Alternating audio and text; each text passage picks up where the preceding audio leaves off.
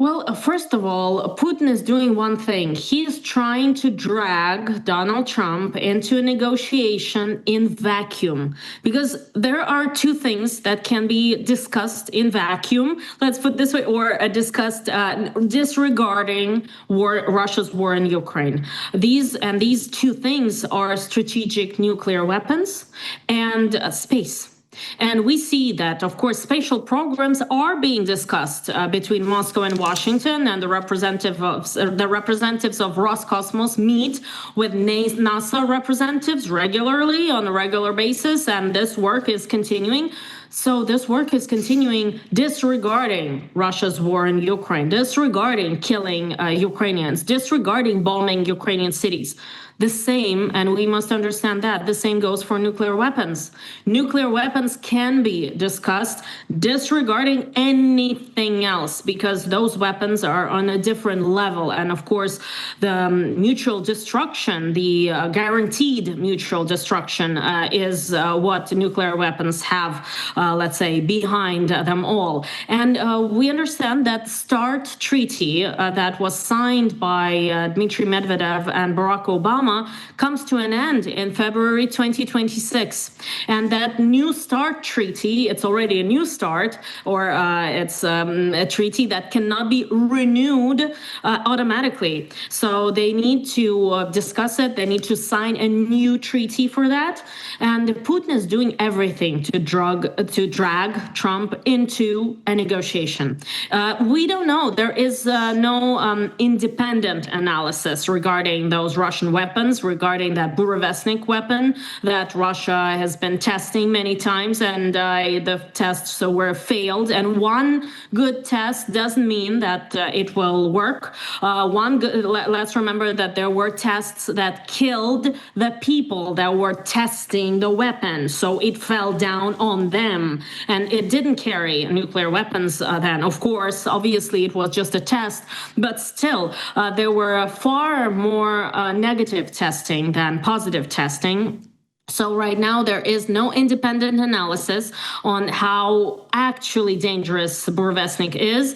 And of course, yes, we should remember that what President Trump said, that Russia understands the potential of the United States because we have a sub close to Russia's borders, and it doesn't need to fly 8,000 miles or 12,000 kilometers.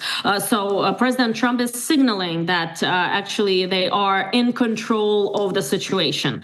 But what Putin is doing with all that bravado, with all that notice of new nuclear missiles, potentially nuclear missiles, it's trying to drag Trump into a negotiation without any mentioning of Ukraine, because they can. And unfortunately, we must understand that, and we must realize that, yes, it is possible for Moscow and Washington to communicate on that level, on the level of strategic missiles and nuclear arsenals of both countries, because the only agreement that's left from the Soviet times, from previous Russian times prior to war in Ukraine, the only agreement that is left is the New START treaty, and it's coming to an end in February 2026.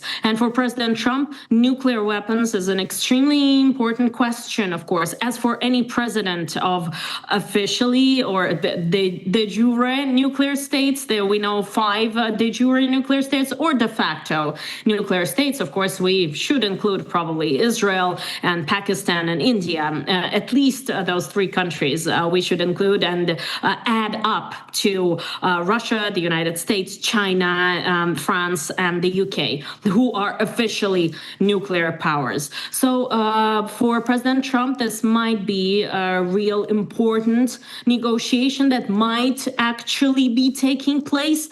But as of now, we are seeing only irritation from President Trump's side. And we are only seeing that President Trump is commenting on those Burevestnik testing in, I would say, even a sarcastic manner. Because he said that Putin should not be making such statements about testing of new missiles. He should put an end to a war that was supposed to last a week, but has been going on for 4 years now. That's what he should be doing, not testing missiles.